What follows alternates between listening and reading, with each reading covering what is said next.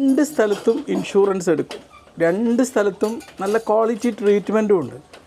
ഒരു സർജറി ചെയ്യണം, പക്ഷെ ഒരു സ്ഥലത്ത് എന്താ പ്രശ്നം എന്ന് വെച്ച് കഴിഞ്ഞാൽ ഇൻഷുറൻസ് പ്രീപെയ്ഡാണ്.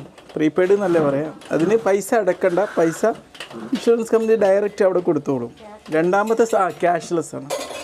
രണ്ടാമത്തെ സ്ഥലത്ത് അവിടെയും ഇൻഷൂർ കിട്ടും, പക്ഷേ ക്യാഷ് എല്ലാം ചെയ്ത് കഴിഞ്ഞിട്ടാണ് കിട്ടുക. ആസ് എ കസ്റ്റമർ നമ്മൾ എന്ത് ചൂസ് ചെയ്യണം? ക്വാളിറ്റി ഓഫ് ട്രീറ്റ്മെൻറ്റ് രണ്ടും സെയിം ആണെങ്കിൽ നമ്മൾ ക്യാഷ്ലെസ് അല്ലേ ബെസ്റ്റ്. പണ്ട് COVID-19 സമയത്ത് ഞാൻ ക്യാഷ്ലെസ് ആണെന്ന് വിചാരിച്ചിട്ട് ഒരു ഹോസ്പിറ്റലിൽ അഡ്മിറ്റായി. ഇൻഷൂറുണ്ട്, കുഴപ്പമില്ല, കയ്യിൽ പൈസ ഉണ്ടായിരുന്നു.